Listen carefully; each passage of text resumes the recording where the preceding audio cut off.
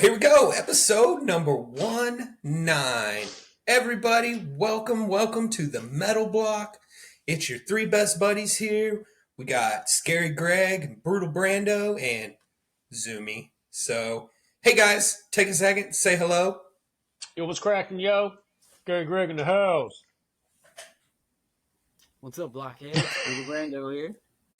Hello, everybody. We are so excited to continue this Metal Block journey.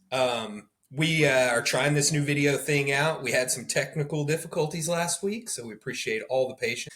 Who knows what that will bring in the future? Hopefully just better quality each week and more opportunity to just hang out together. And anyway, we wanted you to check out the social media. We still doing the morning commute every day. Brutal Brando is keeping it real and making sure that everybody's got a nice list of something to listen to. If you just wake up and you're like, man, I have nothing to listen to, I'm tired of listening to the same thing, jump on the Metal Block Facebook page or the X page and check that out. I can't remember, are we doing that one on the TikTok? Yeah, I have been. Brandon's been doing the morning commute on the TikTok. I'll admit I'm not as up to beat with it as Brandon is on the Instagram. I've done a few, but Brandon's good, man. He's good. I can't even keep up. It's like a job. Brandon is good. It is. Just have to do it. I don't know. You want a plethora of tunes? Hit the Metal Block Facebook or X. That's right. Or TikTok. Or TikTok. Yeah. But check out the social media. Yeah, the TikTok video that's like a recap of all of them from the week. Oh, good. So, and isn't the TikTok, it's at _metal_block? That's right. Yeah.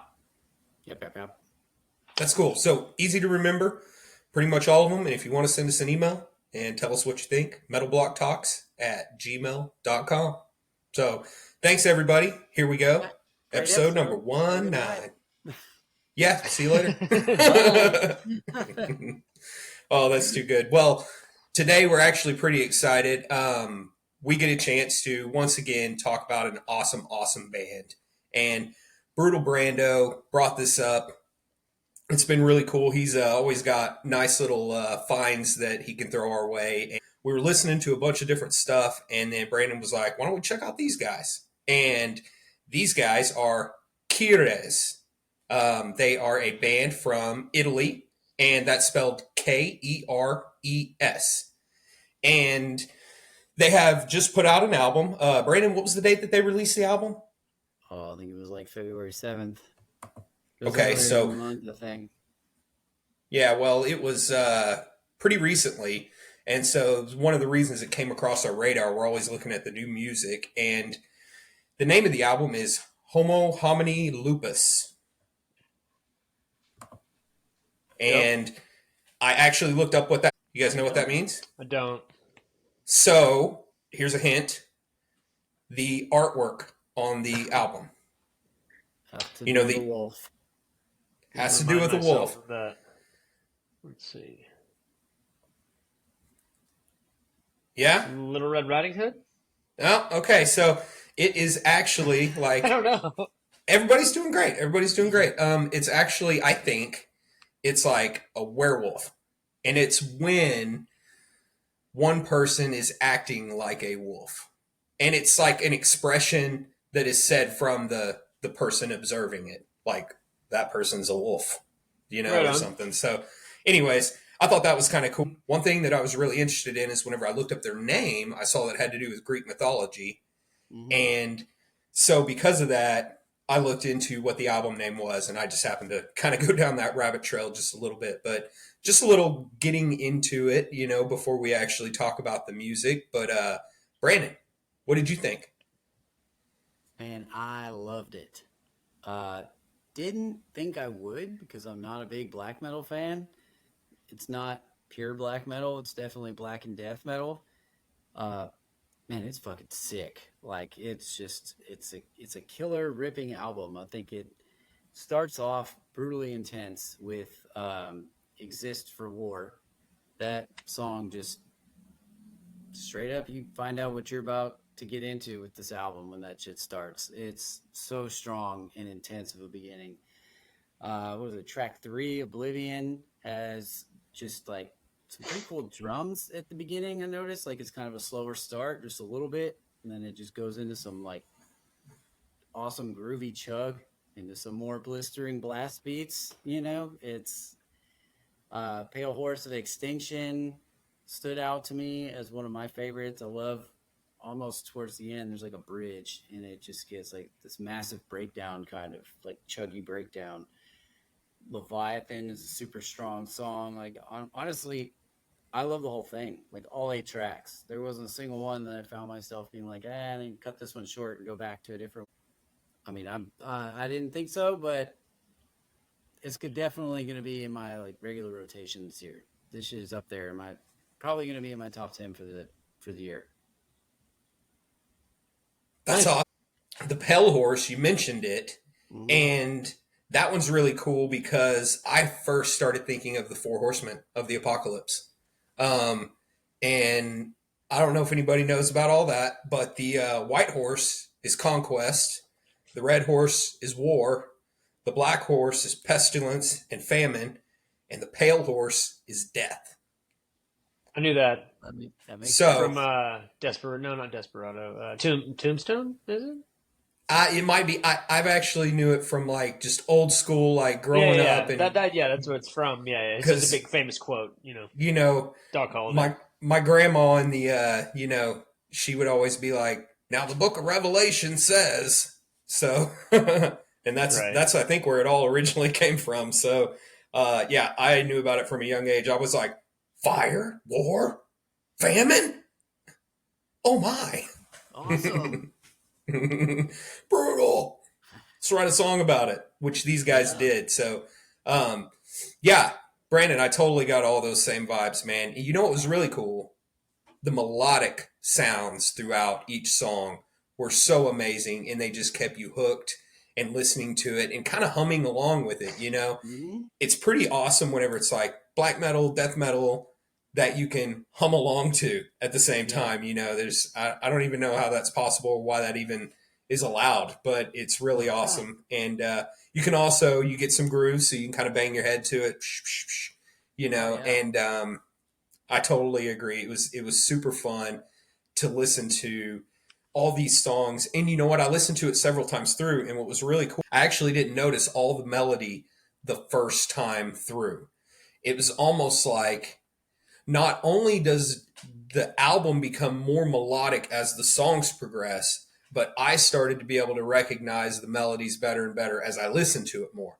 And so, I don't know exactly what that means, but I just think that, that's one of the things that I felt that was unique about it, was the fact that the melodies kind of built throughout, and it ended really with some kind of like the opening riff on the last track of the album, Void and Silence.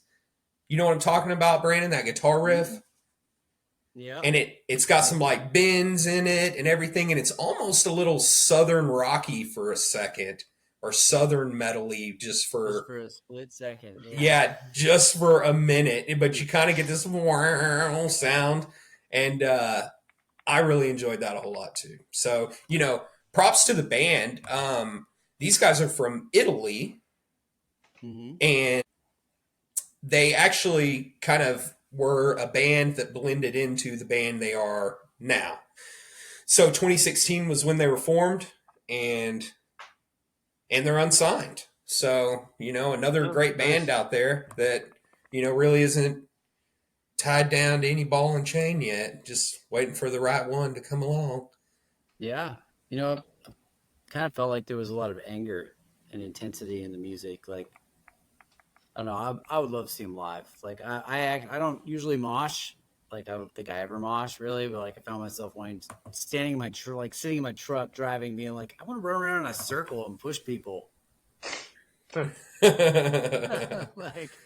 I don't know. That's pretty great cool stuff, man. Listening to it, it's just like, I love the energy. Greg, what did you think? It was good.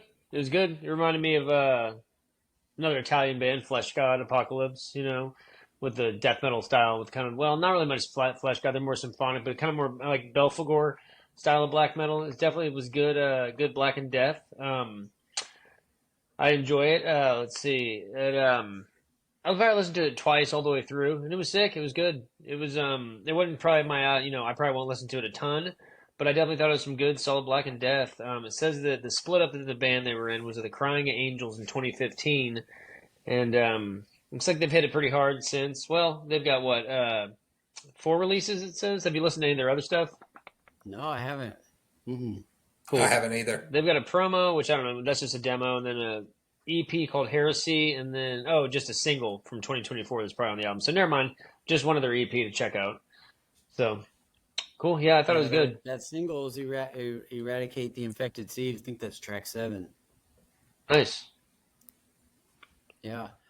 Yeah, so it's a quick listen. Point. You only listened to it twice. You said you got a chance to listen to it 2 times, and it took me, I don't know, maybe like 4 times through, and when it finally clicked, and I was like, yeah, holy shit, this is really good. Like, because I had I'll have to check it out more than it's good, but probably wouldn't be something I go back to often. But the last 2 days, I'll listen to it a ton, and I'm loving it more and more every time I hear it. So I encourage you to check it out a couple more times. See if the vibe changes for you. Just I'm yeah. just kind of I will if you don't send me a new band every 3 hours to listen to. I can do that. Yeah. I'm like 9 bands already in the past, so they keep stacking up. I don't have time to listen to it again. I don't. Yeah, I'll check it out. I'll check it out a few more times. You know what it reminds me of? I took a class in college, Understanding Music. Did you guys take this class? Yes, did. And it was the one where you had to like listen to the songs and you had to learn the songs. And then whenever you went and you took the test, they would ask you about parts of songs and you had to name what instrument was being played in that moment or who wrote it or the name of it. And all that classical music kind of like blends together, whenever you're not super familiar with what's going on. But I bring that up because that's a lot like metal too. Anytime somebody says, how would you describe metal? I would say classical music with amplified instruments and brutal vocals, That's exactly what I always have said that my whole life.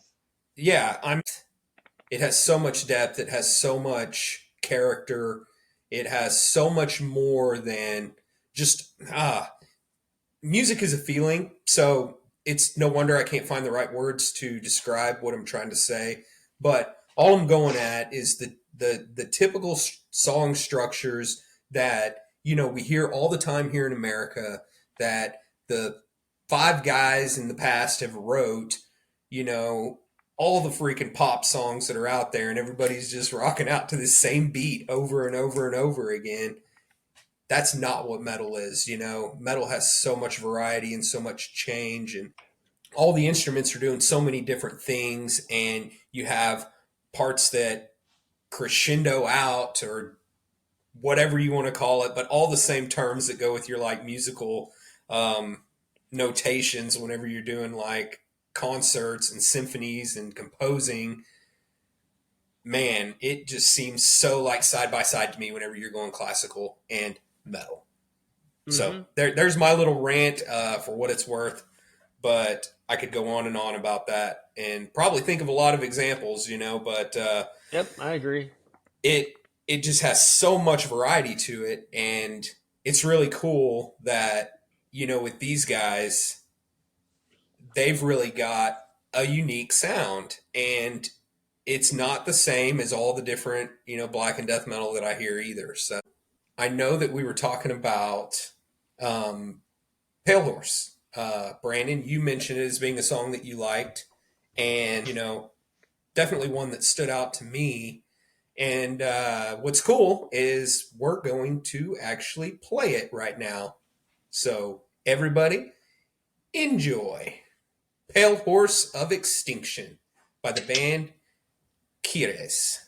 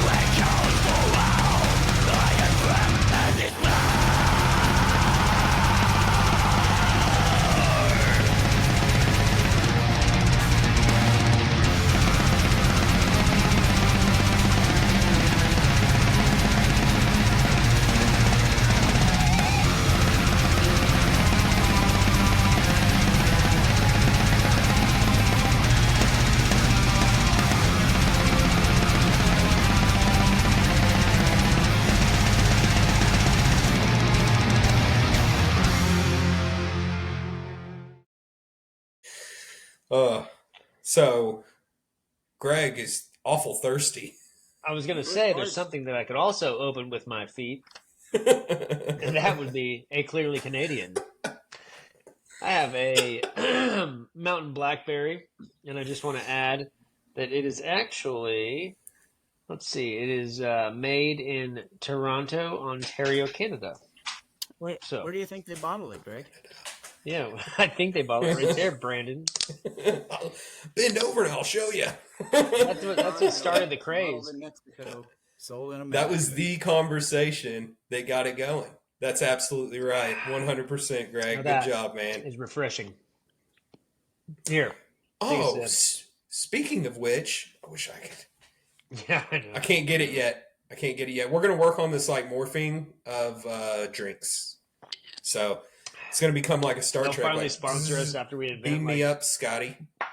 we invent teleportation, and Crew Canadian still doesn't make us an That's ambassador. right. Yeah.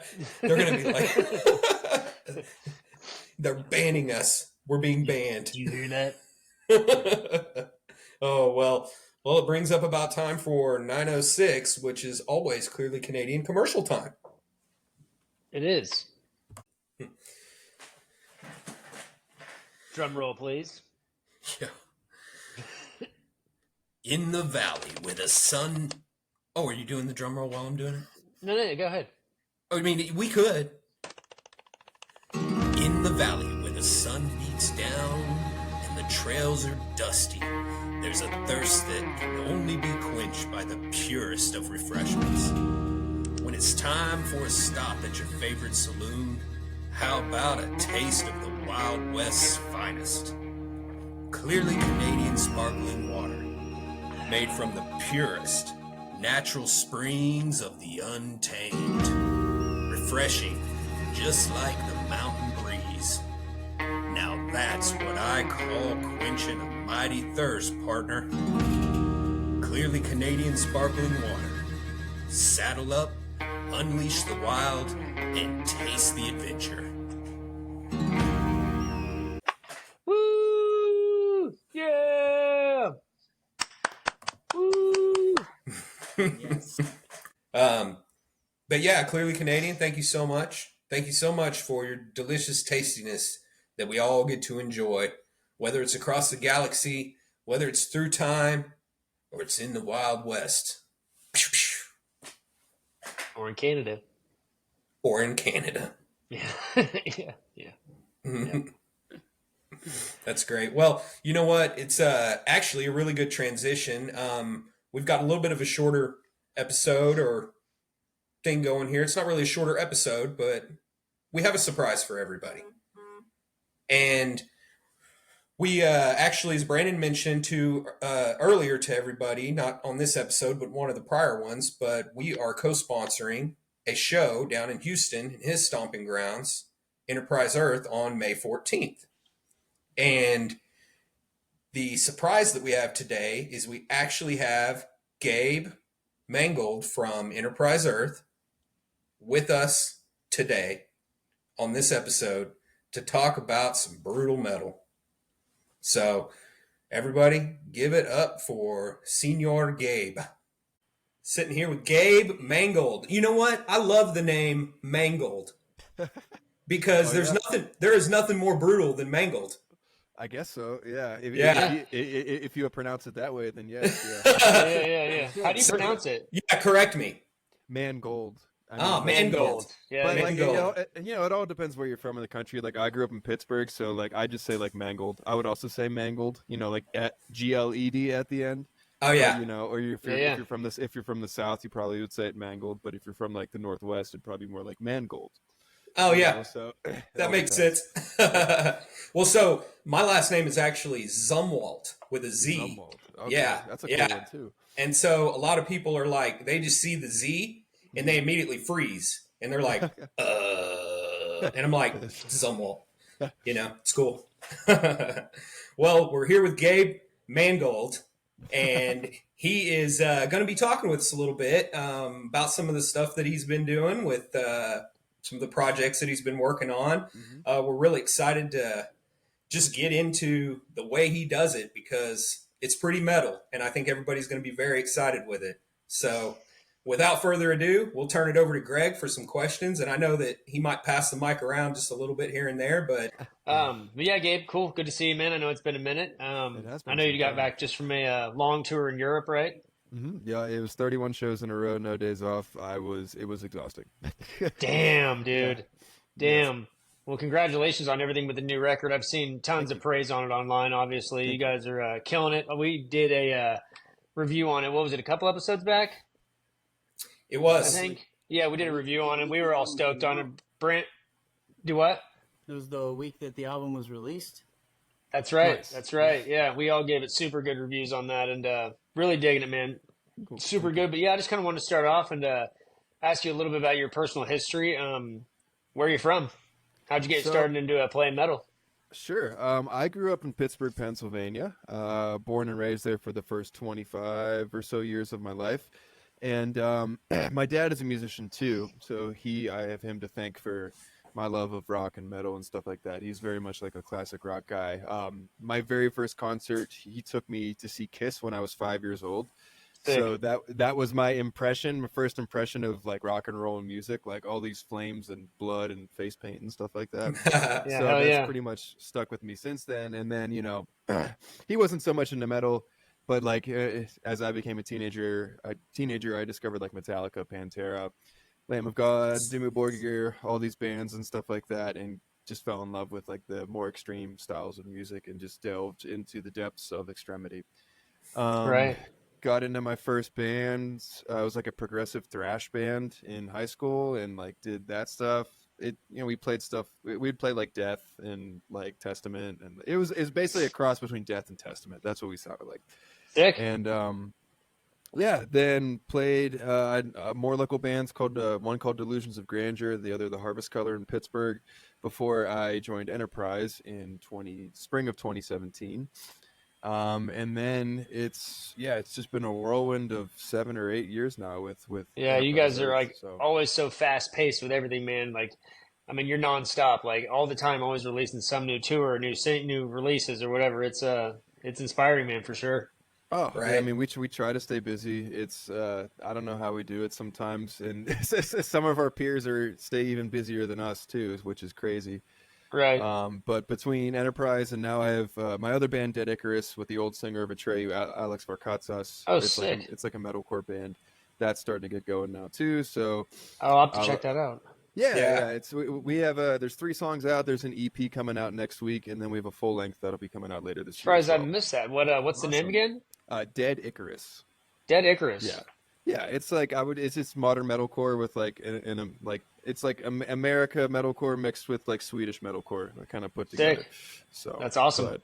so now Oh, I'm busy yeah. with that too, touring with Enterprise, studio work, always Absolutely, music. man. So yeah. Absolutely. Well, yeah, I guess to back it up just a little bit too. What are some of your main influences Oh boy. personally as a guitar player?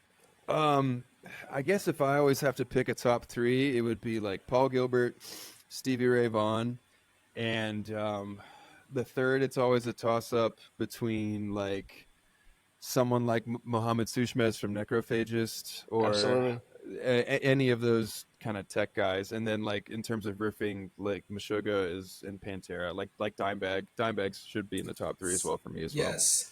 So, Yeah, because sick. pretty much when I'm writing songs, I'm thinking about Pantera and Meshuggah. So, it's Dude, yeah, some of the material on the new album has like total Meshuggah influence, Oh, yeah. man. It's Right. super bouncy, dude. Yeah, when you hear it, you know it's it. That's true. It's that, and then like Avenged Sevenfold is also one of my favorite bands of all time as well. So you Hell kind yeah. of get like the melodic metalcore little flair in there as well, here and there. So Yeah, absolutely. Sick, man. So you said Pennsylvania you're from? Pittsburgh, Yeah. Pennsylvania? How was the Pittsburgh, scene growing Pennsylvania. up for you?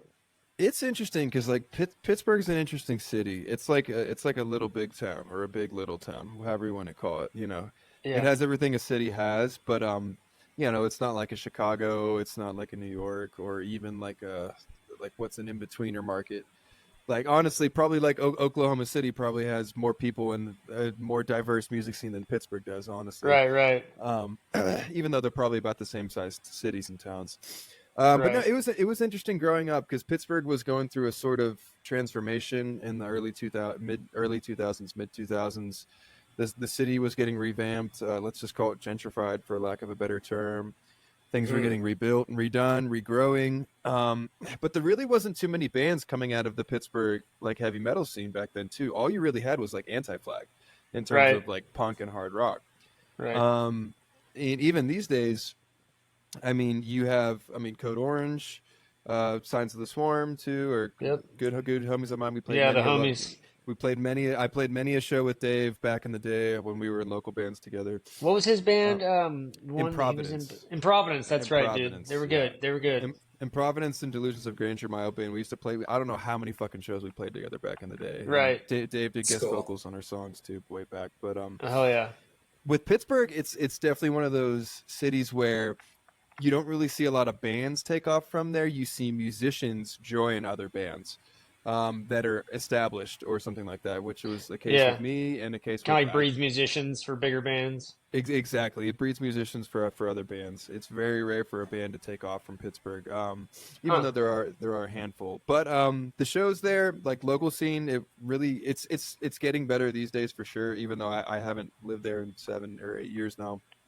Um, but like I mean, like for like mainstream shows, unless it was like a weekend, they would do all right, you know. Or unless you're a big act, it was always hit or miss. It's still hit or miss, you know. But Right. if but good shows there are great. So I mean, much like they are anywhere, of course. Of course, yeah. So yeah, Yeah, it kind of reminds me of Oklahoma a little bit. It's either going to be really good or not good. that's But pretty much Yeah. Yep. Yeah. yeah, that's just how it goes. Yep. Sick, man. So you said you joined Enterprise Earth in Yep. 2017, right? Mhm. Yep. That's And correct. how'd you end up getting the gig with Enterprise? So I had been I'd been friends with Dan and BJ, the original co-founding members of BJ That's right. Zoomy. Simpson. Yeah, BJ Simpson and Dan Watson. Yes, the Yep. original guitarist and vocalist of Enterprise. For many years online, we've just been online pals. Dan did guest vocals on a Delusions of Grandeur song in 2014, actually, which is how we got to know each other. And we just stayed homies for years after that. Enterprise started in 2014 as well. And then in 2017, I saw that Joel Omens, the previous lead guitarist, had quit, and I was doing other things with my life at the time. Like I wasn't even involved with music at all. But I hit up BJ because I was just, I'll hit him up, see what's going on. And I was like, hey, like you guys like looking for someone, you know, like what's going on? And he's like, actually, yeah, like, you know, we are. There's actually someone in line in front of you that we promised, you know, the spot for this tour, but you know, we'll keep you in mind. I'm like, okay, cool. You know, I didn't think too much of it. Oh yeah. And then they had this tour, Chelsea Grin, in the spring of 2017, and the guy that they hired totally sucked. I won't go into detail, but he sucked, Yeah. really, really bad. And BJ called me like after the first show. He's like, "Hey Gabe, we're gonna be in Pittsburgh in like 2 weeks. Can you learn the set in 2 weeks, and we'll just pick you up, and like you can just hop on because we're gonna send this Wow. guy home." And I'm like, "All right, sure." So I learned the song in like 2 weeks. Wow. I was working this like random job at the time. So I was like, just put my 2 weeks notice in. I was like, yeah, fuck it. I'm going to go do this. And here we are Sick. having this conversation now. So, Dude, super cool. So Taking the awesome. chance and sending it. How many songs did you have to learn in the 2 weeks? it was like a 30-minute set. So it was like 6 or 7. Because at the time, Enterprise had reasonable length songs. Now we have like 6 and 7 minute songs. Yeah. So a Yeah. 30-minute set for us back then would have been like 4 songs, or it is now for us 4 songs. But Damn. yeah, the material back then wasn't nearly as difficult as it is these days too. So it really wasn't too bad to learn a handbook. It took me a few days to learn the songs, and then I was on the road, and here we are. That's Awesome. sick. That's sick. What year was that? Was that That 2017? It was March of 2017, I I'm believe. trying to think if Yeah. I maybe saw that tour. Didn't realize that you were brand new to it or We something. I think we played. Did we play? No, I don't know if we played Oklahoma City. We played Kansas City. I think that was as close as we Right. got. Right. So Sorry, my cat is slamming my door behind me. Quit it. I'm actually kind of impressed he could do that. But anyways, cool. Are you guys signed to a label? yes, we are with Monarch Heavy, who Okay, cool. they used to be called E1, but yeah, Cool. Monarch Heavy. Sick, sick. Yeah, I was curious about that. I wasn't too sure. What kind of gear are you into? Like, what kind of guitar you rock? So I am fortunate enough to work with and be endorsed by Aristides Guitar. They're a Dutch company. I don't know if you guys are familiar with them at all, but they're a Dutch company that makes these composite material guitars. It's their like Right. proprietary blend of like 7 or 8 different resins, something like that, meant to like resemble the best qualities of wood or whatever. But regardless of that, they just play and sound incredible. The attention to detail and craftsmanship is just insane.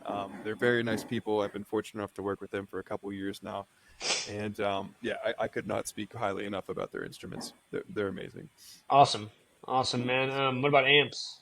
Amps. So I also work with Neural DSP. So for amps, I've used my Quad Cortex. Flory, it's right next to me. I can't pick it up and show y'all, but it's right next to me. Right. I've used my Neural DSP Quad Cortex actually, literally since they came out in the fall of 2021. I've used nothing else for live or the studio, just because Neural just really knocked it out of the park with this unit. They basically just combined like the best features of an Axe-Fx, a Kemper, and a Line 6 Helix, and just put it all in one Sweet. into one very affordable and very powerful unit. And yeah, their plugins are great too. Yeah, they're a nice company to work with, and yeah, they're awesome. Live, Great. we still do run cabs, so I split the signal. My signal goes to front of house, and it still runs to my power amp and my cab, just so we have stage sound, and we like to feel rock and roll in this digital Right. age of ours that we're Hell in. yeah, man. Keep it So real. yeah, so yeah, that's what I'm rocking these days, and have been rocking for many years now, actually. Sick. Sounds like you're pretty happy with it, man. That's great. Yep, yep, I for sure Well, am. earlier before I think we were recording, I was asking you about living off the grid, but you don't Yeah, technically live off grid anymore. But yeah. so what? I mean, it looked like on Facebook. I was just seeing all that on there. But was that like pretty much where you recorded a lot of this new album? Yeah, yeah. So I did the nomad life thing for 7.5 years actually. Originally, Wow. I moved to Taos, New Mexico, which is this little hippy dippy mountain town in northern New Mexico. If any of y'all know where that's at, Yep, I've been there. it's a lovely place. It's one of my favorite places in the whole world. But I went out there to build these houses called Earth ships. They're like these off-grid, self-sustaining Yeah, houses. Yeah. All right. You Sick. familiar? Sick. Sick. yeah. My wife and I, we watch all these off-grid shows on YouTube like Mhm. nonstop, and there's this Yeah. old man who builds these Earthship houses, Yep. and we see a lot of videos. I forget the guy's name right now, The but the founder's name is yeah, Michael Reynolds. okay, That's his yeah, name. Yeah. yeah, that sounds right. Mhm. And not that I thought you weren't right. I mean, it sounds No, familiar. it's all good, man. That sounds familiar, is what Yeah. I meant to say. You're Right wrong. on. Yeah. But no, that's really cool. I'm sorry, I got really excited about the Earthship for a second. That's cool. Yeah, but yeah, there's I went basically like Earthship. They like the Earthship Mecca. The headquarters is there in Taos, and they offer like a month long crash course. It's called the Academy, where you can go learn how to build these things. And I mean, you're not going to learn how to build a house in a month. No one is. But I had a background in like construction and just general labor jobs, so I was like, yeah, I'll go out there and do some stuff. And I ended up getting stuck out there for like 5 or 6 months just working on these things. So. Hell yeah.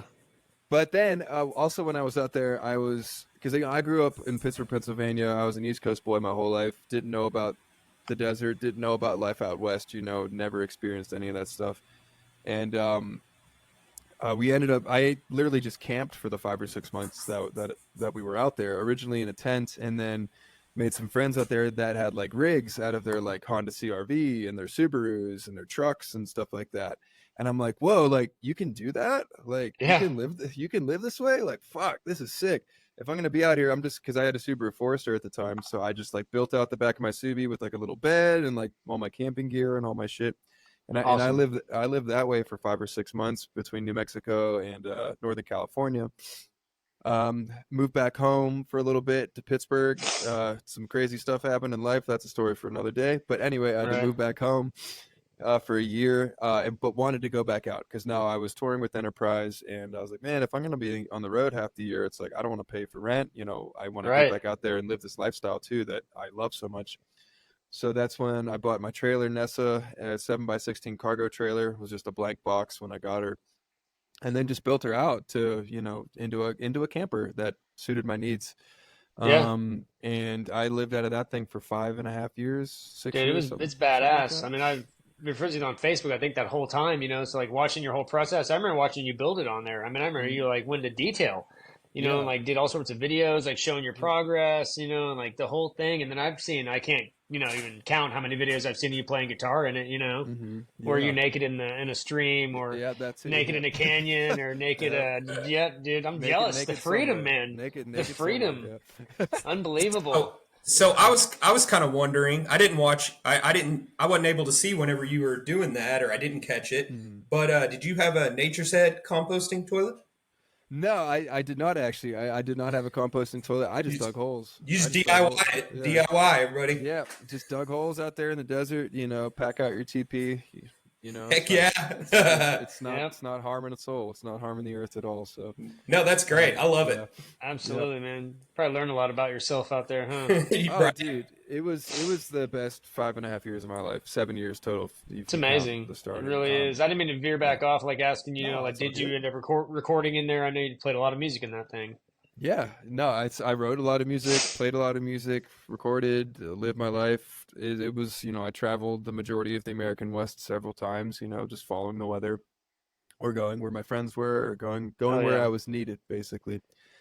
And right. no, it was beautiful. It was so much fun. And I told myself I'd do it for as long as I was supposed to. I know that's like a very vague philosophical answer, but life did direct me to stop. Spring summer of last year, where I am now in Del Norte, which coincidentally is two hours due north of Taos, New Mexico. It's almost the same geographical region. Right. It's a high desert. We're at 8,000 feet up here. But there's just something about this area of southern Colorado, northern New Mexico, that has this like mystical pull. It kind of draws not everyone, but it draws certain people in. There's lots of like theories and like paranormal Oh things yeah. and reasons and stuff. There's the Taos Hum. There's the frog spirits up here in the valley, San Luis Valley. Right. There's all kinds of mystical things that pull people back here. And I've been almost every year that I was traveling, I got pulled back to Taos or I got pulled back to Del Norte. Every single time it would just pull me back. Hell yeah. That's Um, sick. and That's cool. after three visits of coming to Del Norte, I would normally park my rig in my buddy's yard of the house he was renting. Fortunately, the landlord was super chill, didn't care that I was literally like squatting in his yard, like just living out of his yard in my camper. But then my buddy, who's my roommate and the owner of this house that I'm sitting in, built this cool house, invited me to be a tenant of the ground floor apartment that I'm in right now. And Cool. also met my partner, my girlfriend here like last year as well. So like all these signs were like, hey Yeah, man, dude. you should probably Good stay things. here in Del Norte. So Hell yeah. here I am. So I just moved in on Christmas Day actually of last year. Sweet. So Sweet, yeah, man. Sounds like you've had a kick-ass past 7 or 8 years. it's been a blast. Been a ride. Shit. I mean, It's been a ride. That's one way of look putting at you now, huh? it. I guess. Let's talk about the new album, man. Sure. You guys just supported it obviously all across Europe. I know we already talked about that just a tiny bit, but let's did you record any of the new album in that place? I don't know why I kept thinking on Facebook I saw you record some of it in there. Yeah, so all of Death and Anthology was recorded and written in my trailer, or myself and the guys, we did like a little 9-day writing retreat up near Lake Tahoe, spring Cool. of last year. The bulk of the record was written there. The other half was written like in my trailer. I don't even know if it was half, but like a portion of it written in the trailer, a large portion of it written there at a writing retreat, and then everything was mixed and mastered in my trailer. I was still Sick. I was still in the trailer, parked in my buddy's in the old rental house's yard, getting that done. And then the first project that I wrapped up in here was the Dead Icarus LP, which I was posting in December or January is when I wrapped that up, like right before we left for tour. So that was the first project completed in the new studio space that you see behind Yeah, me yeah. I or was in just front about of to me. ask about Yeah. that. So yeah. That's badass, man. And I gotta say, you did a hell of a job on the mixing and mastering. That Thank album you. sounds fantastic. Thank you very much. Yeah, I I appreciate mean, that. seriously, it's one of the best albums I've heard of. I think all three agree, one of the best albums of the year so far. Like, Oh definitely, yeah. easily. Thank you. It's Thank you. super good. And Thank you. Brandon, I knew you had a couple questions you wanted to ask me about the new album. Yeah, I do have a few. Man, I Sure. love it. Like Death and Thank you. Anthology is on regular rotation in my truck. Like I'm bouncing between Hell that, yeah. the new Atoll. I'm in love with Stillburst, Homo from last year. Like, Hmm. but your album is in there with those. Like, if I don't have something assigned to me to listen to, I'm jamming that shit right now. Fuck yeah. So I Thank do you. have a few questions for you about like kind of the Sure. process that you guys went through. Sure.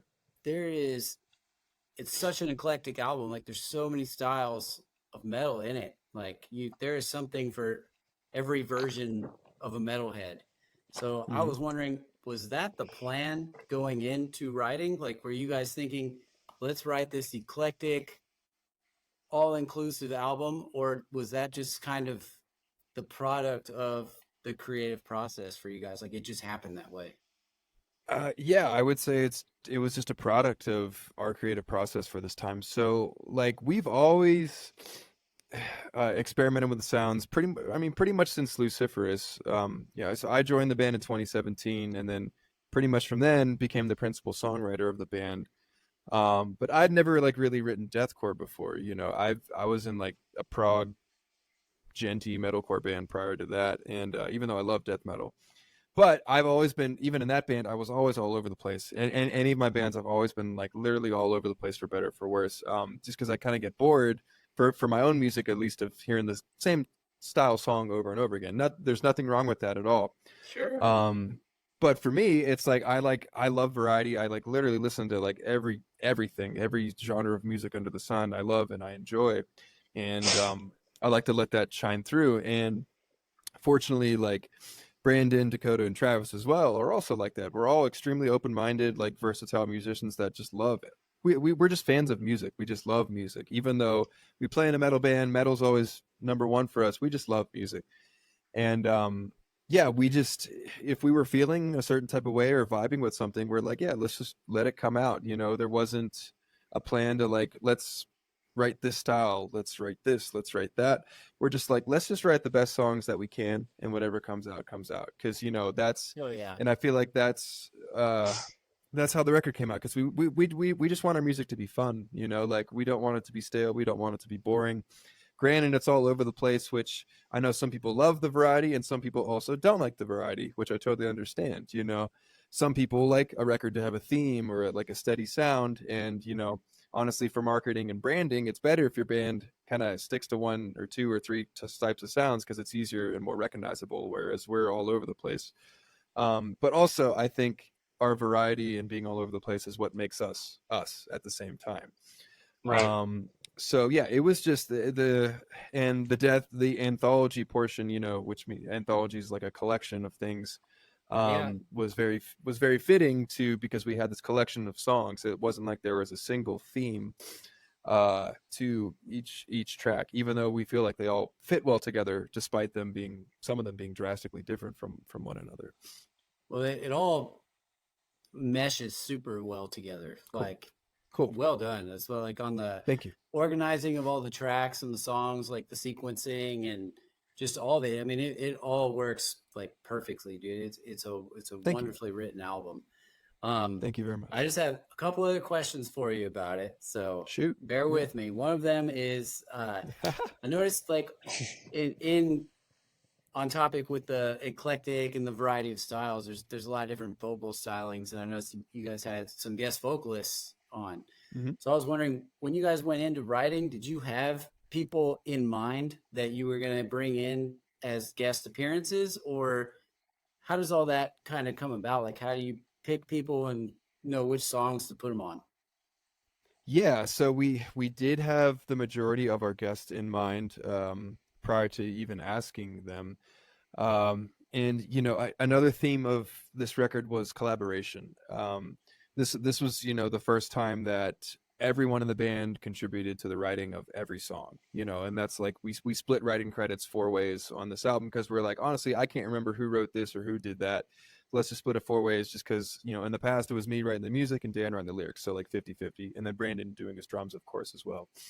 But this time, like, we were all together in that room just working towards a goal, having fun, you know, and that's why it came out the way it did. But continuing, or rather adding to the theme of collaboration, we wanted to have these guest features because Enterprise had done a couple, I think only two, maybe three guest features in its entire existence prior to Death and Anthology. And we were fortunate enough to be friends with all of our guests too, either having toured with them or just been pals with them online or through other musical connections. And as we were writing the songs, we were like, okay, like this is Ben Dewar's part for sure, like Yeah, hell yeah. Ben Ben's a likes beast. Meshuggah. Yeah, he's one of the best, like top 3 heavy vocalists in the world. It's He's like, you know, like that right there is a Bender. And You know, I yeah, love that because we're like, layering all right, on King of Ruination, like that chorus. That's yeah, awesome. thank you. Yeah. But yeah, for like Ben's part in that one, we tried to get our guests to do parts that they normally wouldn't do in their own songs. Because it's like normally, okay, band asks Ben to do a guest feature, it's like the super heavy breakdown, and it's like he always does that. yeah. But Ben like loves Meshuggah, so we're like, let's put Ben on the Meshuggah track, because we know he'd be like super stoked. Let's put him over this weird, quirky fucking riff, Yeah, hell and yeah. just see what he does. This like Thal Meshuggah riff, and Ben was the only one where we let him just write his whole part. He wrote the lyrics, he wrote his cadence and patterns. We were just like, dude, go for it. We trust you, and he fucking crushed it. So yeah, Ben's part was cool. Then we had Darius, who I toured with in 2017 in Enterprise, and Travis has actually known Darius for many, many years because they grew up playing in bands in the Bay Area together. Yeah. And yeah, we had Darius is badass. Oh, he's another incredible, such a unique voice, very powerful vocalist, great live. And for Reaper's Servant, that was like another part where like, let's put Darius over like the fucking doomy like thrash song, and like he was super stoked when he heard the song. He's like, yeah, this is great, and he nailed it too. Absolutely crushed it. Who else? And then we had Matt Heafy, which that was a super cool one too. That's awesome. I've been a Trivium fan since forever. And of course. like receiving Matt Heafy's like vocal multi-tracks on my laptop was like, that was like a what the fuck moment for me. I bet. I bet 16-year-old me would have been shitting his pants, if he knew that was going to happen. And he was just such a nice guy. He was just very cool, very humble, very like he's so supportive of young bands too, especially when he's stoked on them too. Like he's just really, really nice guy. And he recorded his whole part in one take, like live on his Twitch channel stream the one day. No shit. Yeah, because he asked us, he was like, hey, like, can I just record this on my Twitch stream live? And we're like, yeah, sure. Like, why not? Yeah. So it was just one take, and he just ripped it in like one and done, and it was great. His take was great. I didn't have to edit that much or do anything crazy. We got that, and then we had the Wes Hauck solo too, which Wes is one of my favorite modern guitarists. He's just so good. His phrasing, his technique, his feel, his tone that comes out just off of his hands. His right hand is amazing.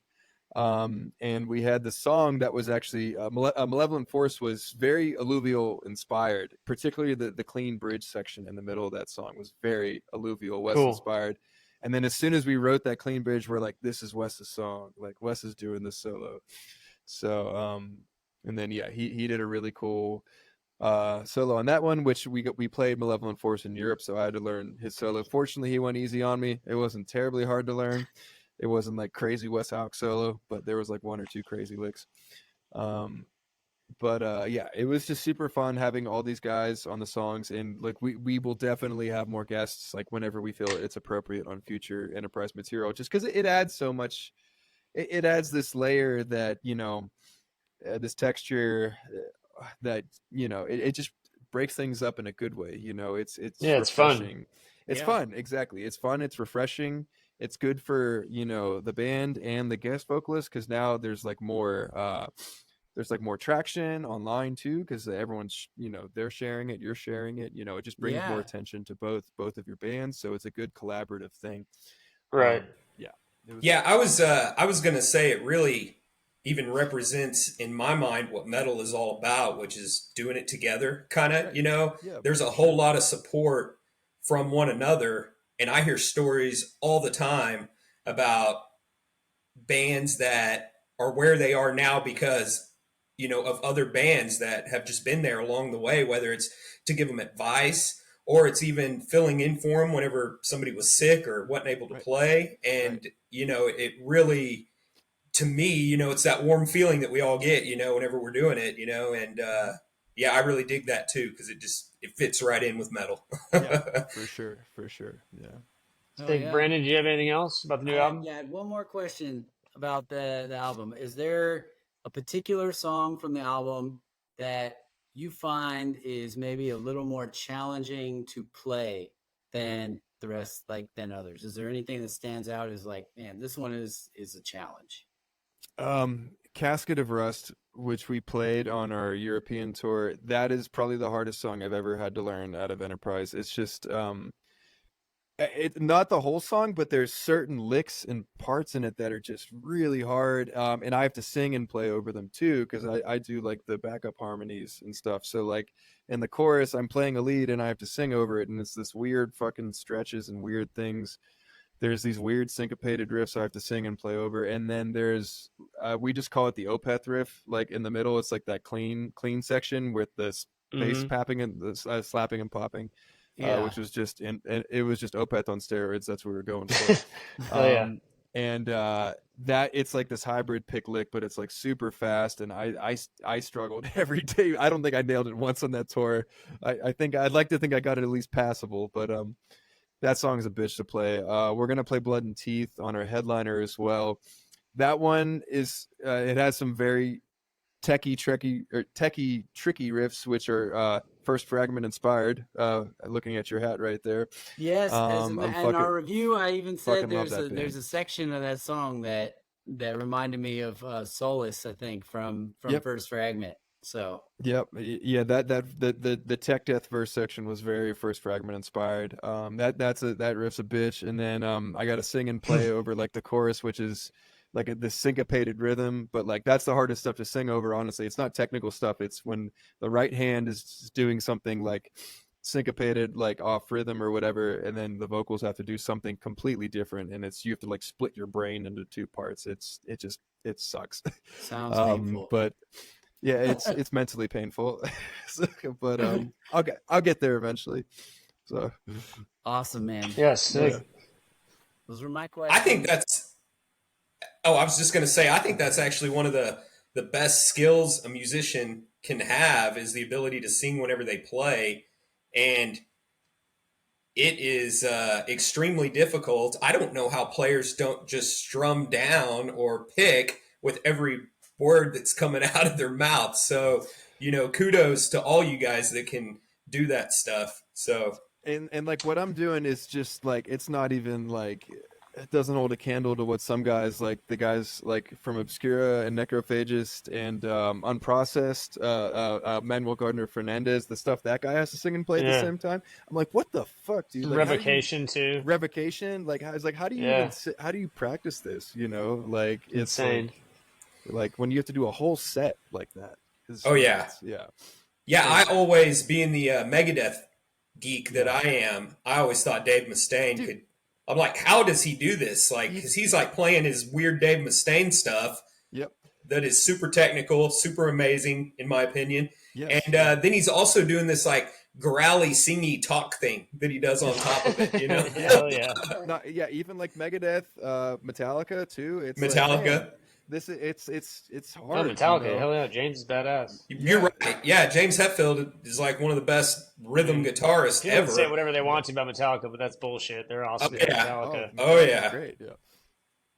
The Godfathers. Well, I just had to add also about the new album. I think Travis came in and did an utterly amazing job. He did, yeah. knocked it out of the park, dude. I mean, that's got to be a super stressful gig. I mean, I saw him right when he started playing live with you guys. You played Tulsa, and I came and met up with you. We kicked it at the show, and you guys killed it that night. And he had just taken the reins over on live, and I don't think he was like a full-time member yet. Not yet, no, but he knocked that shit out of the park. Mm-hmm. I mean, he absolutely slayed it. And since then, I saw a bunch of footage and all that. Then it became full-time, and just the way that he stepped in and then did, like, his performance on the new album is phenomenal. Yes. His voice is fantastic. Like his lows, highs, but his cleans are wonderful. Yes. They are. And it's just the nerve wrackiness of like stepping in the shoes, of Dan, who's, obviously an acclaimed deathcore, was on the first Infinite Annihilator album, it's got a bunch of, fans, yada, yada. That's got to be a super stressful role for him. And the way he knocked it out of the park like that and the reception that I'm seeing online, super awesome, and kudos to him. No, yeah, thank you, and I know Travis greatly appreciates those words as well. Yeah, It's absolutely. yeah, he did such a good job because yeah, it's not an easy role to fill, especially because like Travis and Dan have completely different vocal styles too. Right. Completely different. Obviously, to your average listener, no one knows, oh, he's doing this technique or this technique. He's loud, he's quiet, what have you.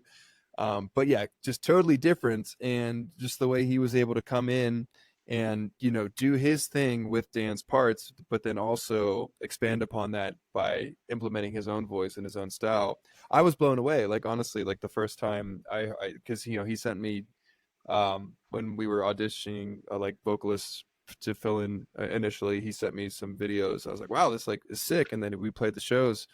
I was like, wow, this is sick. And like his energy as a frontman too is just like Yeah, on off the 10. charts. It's just Yeah. it's to take he takes it to 11 and nails it live, puts on a great show. Yeah, we were very fortunate to that Travis, joined Enterprise because, I couldn't think of anyone else for the job. Yeah, fits the bill very well, man. And Yeah. again, we three all loved it. Had great reviews of the vocals when we did that episode. But yeah, I just got to say it one last time. He kicked ass on that album. Like, Yeah. Travis, kudos to you if you listen to this, man. You kicked ass. Loving it. Yeah, I think I saw it was a video, and I hope I'm saying the right place, but I think it was in Copenhagen, Hmm. and it looked like the crowd was really, really digging it. Yeah. And I was super excited for you guys because that was right around the time we were listening to the album. We were in it real deep, Hmm. and I just saw that come across, and it made me just root even harder for what you guys are out there doing. And yeah, real good stuff too. Just wanted to add to what he brings. Yeah. Yeah. He definitely Absolutely. brought it up a notch. So yeah. Kick ass, man. Mhm. On the topic of touring, what do you think your favorite tour is that you played with Enterprise Earth Oh boy. out of the Honest, 50 tours you've done? honestly, probably the Shadow of Intent tour we did in Europe in 2023, Hell which is yeah. a little over a year ago. That tour was amazing. Ah, man, I can't imagine. It was, I mean, it was a great bill. Shadow, us, Angel Maker to the grave. Hell yeah. And like Shadow, like that band's grown and so much. And in Europe, they do even better in Europe than they do in the States too. And that tour was just a testament to how well that band is doing. Really? Because they pack Like, out in the States.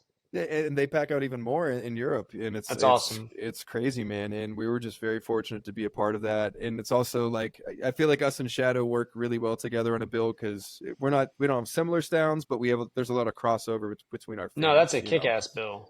And so we had a great time on that tour. It was great for every single band on that tour. The shows were great. Everyone sold lots of merch. Came home with more money than we ever have from a European tour, which Europe's really hard to make money. And no, just on top of that, everyone on the tour just like got along. Everyone was like boys from day one. If we weren't already, we were all friends prior to that tour as well. So it was just like everyone's on the same team. Everyone's just like on the same page. Everyone's a good person. Everyone's having a good time. Everyone's working hard. That was like one of the easiest, most enjoyable tours I've ever been on in my entire life. It was fucking awesome. Sick. Yeah. Awesome. Brandon, I know you had a question. Yeah, this one was more of a just kind of a personal question for you, seeing as you were just Sure. talking about touring Europe, and you guys just did tour Europe. Do you have a favorite city to play in that you've gone to? Just been like, man, this place is the shit. Like whether it's the show, the crowd, or just the town. Sure.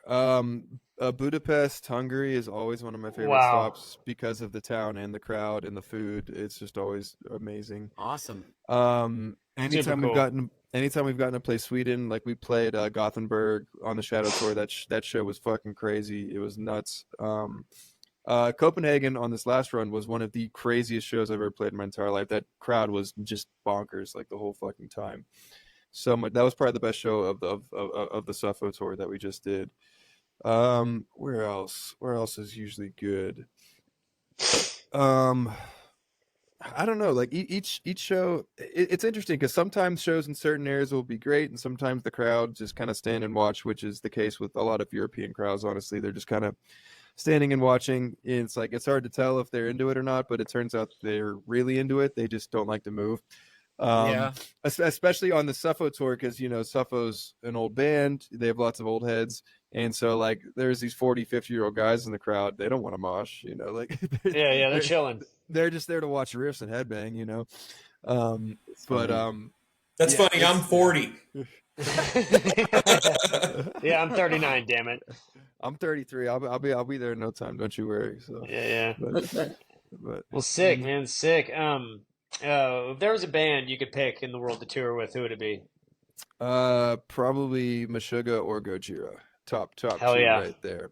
yeah. So yes, That'd be a that show. would be amazing. Our drummer Brandon got to tour with Meshuggah with Whitechapel, because he plays drums in Whitechapel too. I saw that. Is he So a full-time member? yes, yeah, he's full Kick time ass, Whitechapel. dude. Man, Yeah, Brandon's so badass, by the way. yeah, he's great. He's awesome. He deserves it. He's earned it. I'm not even saying this because he's like my boy, one of my best friends, and my drummer. He is like the best drummer and one of the best drummers in modern metal, best drummer in deathcore. Just Yeah, like he's amazing. the things that guy does is just incredible, and he's just a machine. Like he's amazing. But he got to tour with Meshuggah, that lucky fucker. Yeah. So one day, hopefully, it'll be our turn. But yeah, Meshuggah, Gojira, those are my bucket list bands Fuck for yeah. sure. That's what I'm Oh, talking cool. about. It's kind of a random question. What was your album of the year for 2023? Oh boy, it's hard to answer because I don't remember what came Yeah. out last year. I know. Without taking 5 minutes to sift through my Spotify to see what I listened to last year. Well, is there anything that came out recently that you're hyped on? Let's see. Oh boy, what was great? Hold on, now I got to look at my backlog of stuff just to see, just so I can answer your question. Yeah, I Um, want to know what you're listening that the latest Sangwi Sugabog record I really enjoyed, and especially after touring with them, I an increased appreciation for that band. That band is just really awesome. Aside from them just being hilarious, they are like a super sick band. to. Yeah, The latest Suffo record, Hymns from the Apocrypha, is amazing. absolutely. One of my favorite. It's probably my favorite Suffo record of all time. Honestly, It's really good. it's really really fucking good. What else we got here? Uh, no, I was gonna say Immutable by Meshuggah, but that was 2022, so that doesn't count. Okay. What the fuck else came out last year? I don't even remember. Hey, does the Bog play Murder Ball in every city? No, they actually didn't do it in Europe. I was kind of surprised. Oh, really? No, but it would have been really sick if they would have. Right. The crowd goes fucking crazy for those guys. When he threw that ball out there, I was with my 10-year-old son, and my 10-year-old son was saying, "Come on, let's go up to the front." He's always said, "Let's go to the front," and I've always been like, "All right, let's go to the front." And then when the crowd started moving for them, and he threw that ball out there, he looked up at me with his eyes like this big, and I was like, "Oh yeah, we're in the middle of it now." I'm looking through my Spotify. Okay, I have a couple more for you. The Heavener by Invent Animate was one of my favorite records of last year. Cool. That record's fucking amazing. Also, Datalisium by the Zenith Passage. Probably my absolutely. favorite tech death record of since fucking Planetary Duality. I'm not even joking. Like, Hell yeah, it's really good. I mean, no coincidence that half that band, 3/4 of that band, used to be in the Faceless too. Right. But it's just like I miss when tech death was fun to listen to. Yeah. Like Right. not that they're in my humble opinion, there's only a few bands doing it right these days in terms of tech death. One is the Zenith Passage, the other is First Fragment. And like there's just very few tech bands that like just are fun, like it's just fun to listen, and they have riffs, they have actual riffs. It's not just like madness. Yeah. So I'm stoked to go see that. I'm gonna go down to Dallas and see the Chaos and Carnage. Zenith Passage is on that with Vitriol and Cattle and Rivers. Yep. It's a great lineup. Dude, Yeah, very excited. And you've got a badass tour coming up. We're actually sponsoring your show. Radiation Productions is putting on your Houston show, and that's where Brandon lives. So you will meet Brandon. He'll be sponsoring and be obviously attending the Houston date. But let's hear about that new tour. Yeah, so we have the Death and Anthology North America tour with support from our good friends at Inferi, Crown Magnetar, and Tracheotomy. We tour. Inferi is another tech death band doing it right these days too, in my humble opinion. Which is why we wanted them on the tour, because not only are they our friends, they're just a super super sick band. And really we were very stoked to assemble this lineup, and yeah, we can't wait to get out there, play a bunch of new songs. We're bringing like lights and up stage production, all this fun stuff. We're just going for it, trying to have a good time, trying to put on the best show we can, and supporting this new record that we're just really stoked on. So we hope to see everyone out there. Oh Oh yeah, yeah, I'll be there, buddy. Fuck yeah.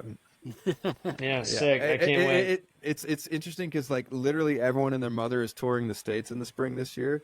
I know. So there's like a 20 or fucking 30 tours in April, May. So it'll be interesting to see how it works with all the competition and all the tours and stuff like that. Yeah, But I hope everyone can make it out. I hope everyone can make it out to all the shows that they want to make it out to, and yeah, and It's you've gonna got be a busy without spring. blowing their wallets. Yeah. right, and you've So. got that Texas run with the Zebellion Triangle, right? Yes. Yeah. Zebellion Triangle. They're Because friends of ours Aaron was too. playing drums in Europe for you, right? Doing fill-in. Yes. Yeah. Aaron Hetzko has been filling in for us whenever Brandon hasn't been available. Brandon will be doing the headliner with us though. I We're was happy one. to I have was him back. curious if Aaron was Yeah. doing double duty or if Brandon was playing. Yeah. So yeah, Brandon will be doing the headliner for us. He'll be behind the kit for that one. But yeah, Aaron he's filled in on 3 tours for us now. He's done a great Oh, job really? too. Sick. I Yeah. found him on TikTok and I was like, wait, what the hell? Filling in for Enterprise Earth. I was like, who the hell is this? You know, and Yeah. boom, there he was in Europe with you.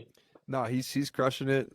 Covering Brandon's parts is no easy feat, just because the things Brandon does with his hands, it's a bit unorthodox for most metal drummers because Brandon comes from like a marching background. So Yeah. I he just saw he, a he video of him on his TikTok, like going back to his high school or whatever that, or college, or playing the yep. drums in the line. Yep, yeah. So like the way you use your hands with drumline, he basically does that, but around a kit. So Yeah. it's a bit unorthodox as far as like death metal drumming goes, because like the way you're phrasing it is just going to be different. But Aaron did a fantastic job doing those parts justice. So yeah, we're very stoked to have him filling in for us on the Sick. handful of tours that he's done with us. That's cool. It'll be like a little homie fest, you know? It's always Yeah, cool. for sure. I think they're hopping Yeah. on like 4 shows, right? Yeah, they're on all the Texas dates. Yeah. Sick. Yeah. Sick. I did have a question of, any good shows you want to go to this year, but I think you'd be pretty busy and not really focusing on going to shows this spring. Yeah, it'll be busy. Actually, the next show I'll be going to, so the closest metropolitan area to me is Denver, but it's 4 hours away. So for as far as me going to shows, because music doesn't come down here in the valley where I live, because I live Right. in a town of 1,500 people. But so it's quite an endeavor for me to get to a show. I'm going to going to see Dirty Loops in Denver April 5th. I don't know if y'all are familiar with Dirty Loops at all. I'm not. It's this crazy how would I describe it? Like jazz rock band, I guess. Sick. Fusion. They're from Fusion. Dude, it's fucking wild. Just check it out. Hell yeah. If you Dirty appreciate Loops? any Dirty Loops. Yeah. Okay. The Follow the Light's a good song. They just put out a new song called Runaway, which is also pretty sick. But yeah, they're one of my favorites. That's the next show I'll be going to. Other than that, I'll just be performing and then just hanging out in my little corner of the middle, calm, quiet corner in the middle of nowhere down here. So Absolutely, man. Yeah. Sounds peaceful. Yes. I'm jealous. What you got any plans past this? I know you're probably all focused on this new, headlining tour, but you got any plans past that you can even talk about for the just bands touring wise? Just writing more music. We Okay. don't have any tours lined up at the moment. We're searching for the fall, but we are intentionally taking the entire summer off from touring, just because we've been pretty much since post COVID. It's been like nonstop between tours and writing, and then our individual lives, personal lives, my Right. other bands, other projects. It's just been I don't think I've had downtime in 2 years, and neither Yeah. has any of the other guys. So we're just like very much looking forward to just like 3 solid months of just chilling out. You need it. No pressure. We gotta recoup, rejuvenate, and then we're gonna get together and write some more songs over the summer, and just keep on the grind, keep moving. Sick. What do you think the band's goals are for 2024 in the next year? Fuck if I know. Yeah. That's a pretty corny question, but I gotta ask it. I mean, it's so we're just like kind of like I said before with Death and Anthology, we just like to have fun being in a band. Yes, this is like probably the most important aspect of our lives. It's become our jobs, if you will. Even though we still have to do obviously other things, to survive financially in this world, but it's become a very important, large part of our lives. But we also just like to have fun, just writing music, and just like less pressure. And just, I don't know, I just want to enjoy this experience, whether it be grinding 24/7 or just like chilling out and just write music here and there. I'm just trying to enjoy this ride. Oh And yeah, so that's our plan for the summer is just to write more badass songs. And then whatever tour we can find next, we'll do that for the fall. Or we do have something lined up for January, February of 2025, which I can't talk about, but I'm very excited for it. sick. But other than that, yeah, just writing more songs, playing more sick shows, and that's it. January, Kick February, is ass, that man. Well, so is that like a 5-day period at the end of January? 5-day period at the end of January? Is that For what? What was that? for your January, I know what February Brandon's thing? getting at. Oh, okay. Brandon, we're planning on going on Yeah. 70,000 tons of metal, the cruise. Oh So no. that's what he's trying to ask you It's if it's a 5-day block, wait, and wait, Oh maybe in the wait, no, Bahamas. Might be. Is it in the yes. Bahamas by no, chance? no, it's Okay, not. Dude, I wish I would he love would to have do gotten a one of those boner. Yeah. cruises. I'd love to do one of those cruises, but no, I can tell you that it is not 70,000 tons of metal. Damn it, that would Okay. have been sick. Partying on a Yeah, boat Yeah. for a few days. yeah, Well, cool, man. yeah, I really appreciate you talking with us tonight, man. That's all the for questions that sure. I have. Sweet. Super again. New album kicks ass. Can't Yes. Thank you. wait. For the show in Houston. I wish to God I could make it down there for there. It's been too long. You're not. Are you playing Oklahoma City on that tour? No case, I no don't think OKC you on this are. one. Yeah, yeah. We really wanted to work it into the routing because we love playing OKC. The shows are always great there. Yeah, they're great. It You guys just, kill yeah, it there. it just didn't work. It just wasn't in the cards this time, but hopefully next time it will be. Sick. So Cool. Sick. Well, again, thank you very much. I don't know if Yes. Zoomy or you, Brandon, you guys had anything you want to ask, but that's all from me, guys. Yeah. That was I think it was a great great having you on, interview. man. cool, Yeah. sick, awesome. Yeah. Yeah, Really good to get to Woo! meet you and just likewise. to get a chance to hang out and talk with you for a bit. I know people who are listening or will be listening, they're going to be super stoked to hear all of this stuff. And Hell yeah. a lot of really good information and exciting stuff that you and the band and everybody's got going on. And we're just really stoked and excited for what you guys have to offer going forward. And just knowing that we can always pull back out, Death and Anthology time and Yeah. time again, forever and ever. Yep. Yeah. I'll listen to that album, man, till my wife is finally like, okay. That's awesome. Well, Yeah. That's hilarious. Well, Yeah. again, awesome, man. Thank you very much. Yeah. Thank you all for And having me. And yeah, good talks, good hangs, and yeah, hope to see. Well, I guess I'll see you in Houston. Hope to see y'all, Greg, Brandon, whenever I happen to see you next. So, yeah, but, yeah. yeah. Mhm. Yeah. Cool. Looking forward to hearing about that show coming Houston, May 14th, right, Brando? That's right. I believe so.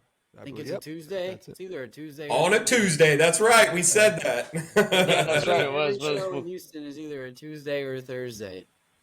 Interesting. Well, cool. Yeah. Well, cool. I guess. All right, guys. Well, that's it. I guess Metal Block over and out. Signing out. You did it wrong. No, you then do it. You got to do it. You got to do it. I Metal was trying to Block. get a good closer. Yeah. Metal Block, over and out. Later. Peace out, blockheads. That was not the quite as smoothest ending there, but we got.